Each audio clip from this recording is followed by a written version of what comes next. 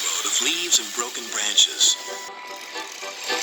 Peter, Sam, and Rusty often worked together.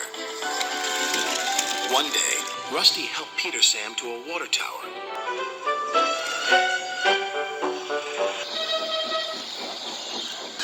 Peter Sam felt much better after his long drink, but the freight cars were bored. Let's break away. Their loads were heavy and the couplings old. One snapped.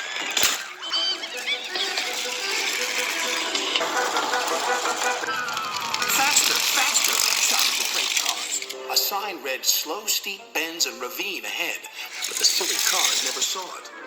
Then, it was too late.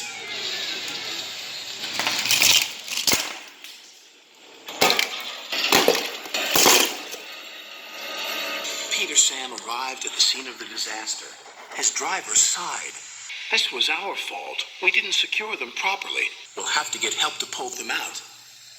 Sir Topham Hatt will be very annoyed. And he was. You will work in the yards until I can trust you again. Duncan was delighted with Peter Sam's dilemma. Fancy not securing your freight cars on a hill. He'll come back to spook you and your special funnel. Woo! And who's to say you're not afraid of ghosts? Snapped Rusty. Ghosts? Things that go bump in the night? Rubbish! Well, I'll tell you a story that will make your funnel quiver, Rusty said. A long time ago, a little engine was returning home. It was a misty, moonlit night. Suddenly, the engine lost control and plunged over the side into the swamps below.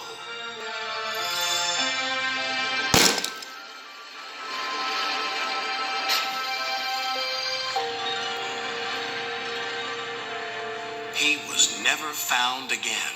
But many a workman will tell you that when the moon is full, they have seen the little engine trying to get home. But he never reaches the other side.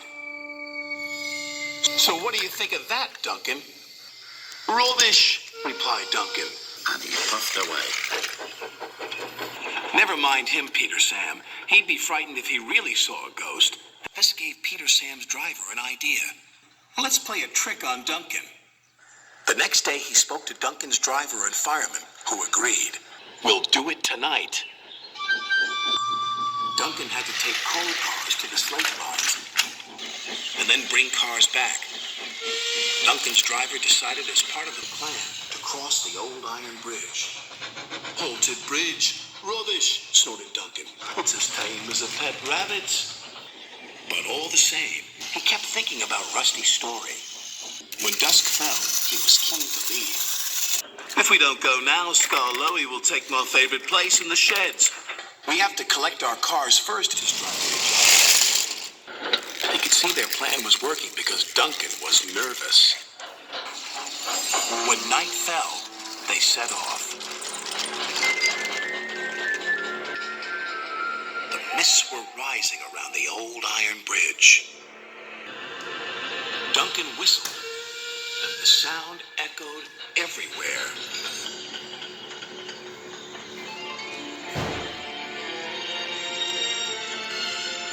Then, ahead, he saw flickering lights. His driver knew they were only insects that shine brightly at night, but to Duncan they looked like an engine.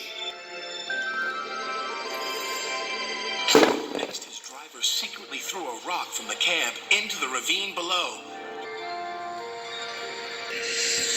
It's the ghost!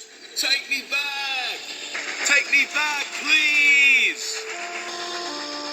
When Duncan reached the safety of his shed, he closed his eyes tightly. Spooked, are you, Duncan? Laughed his driver. No, I'm asleep. And Duncan refused to open his eyes. He did, though, when he thought his driver wasn't looking, just to make sure that he was still there.